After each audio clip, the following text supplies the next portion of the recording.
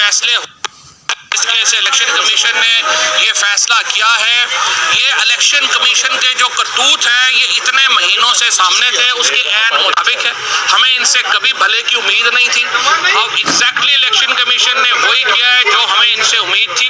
नवाज शरीफ और जरदारी के मुकदमात election commission में लगने को नहीं आ रहे, उनकी फंडिंग केसेस लगने को नहीं आ रहा, लेकिन निशाना सिर्फ इमरान खान है। और इमरान खान को डिस्क्वालीफाई करके इनका क्या ख्याल है? पाकिस्तान के 22 करोड़ लोगों को ये डिस्क्वालीफाई कर लेंगे। पाकिस्तान के 22 करोड़ लोगों को नाअहल करने का जो आज फैसला दिया है इन्होंने, एक शर्मनाक फैसला है। पाकिस्तान की इज्जत के ऊपर ये हमला है। ये इमरान खान के ऊपर हमला नहीं है, ये पाकिस्तान के आइन के ऊपर हमला है, पाकिस्तान के कानून के ऊपर हमला है, पाकिस्तान के इदारों के ऊपर हमला है और पाकिस्तान के अवाम के मुंह के ऊपर ये तमांचा मारा गया है।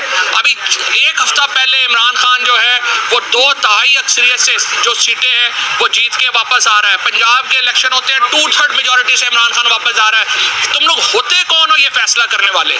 और जिस तरीके से ये फैसला हुआ है, इलेक्शन कमिश्नर और जो उनके मेंबरान हैं, हम पहले ये कह रहे हैं वो अहल नहीं है इन ओहदों के ऊपर बरकरार रहने के। मैं आवाम से अपील करता हूँ अपने हक के लिए बाहर निकले। ये पीटीआई का मसला नहीं है, ये इमरान खान का मसला नहीं है, ये पाकिस्तान के 22 करोड़ लोगों के मुंह के ऊपर ये तमांचा है जो आज इस बदकिरदार इलेक्शन कमिश्नर ने और उसके मेंबरान ने मारा है। ये पाकिस्तान के 22 करोड़ लोगों को जूता मारा गया है आज ये फैसला सुना के। और मैं पाकिस्तान के अवाम से कहता हूँ, पाकिस्तान के लोगों से कहता हूँ, अपने हक के लिए बाहर निकले। आज इनकलाब की इब्तिदा हो गई है पाकिस्तान के अंदर और जिस तरीके से ये फैसला किया गया है, पाकिस्तान के अवाम इसे मुस्तरद करते हैं, पाकिस्तान तहरीक इंसाफ इसे मुस्तरद करती है, पूरा पाकिस्तान इसे मुस्तरद करता है। और मैं अवाम से अपील करता हूँ बाहर निकलें, अपने हक के लिए बाहर निकलें और इन ऐवानों को उल्टा कर ही पाकिस्तान का आइन बचाया जा सकता है। पाकिस्तान के आइन के तहफ़्फ़ुज़ के लिए पाकिस्तान के लोग बाहर निकले।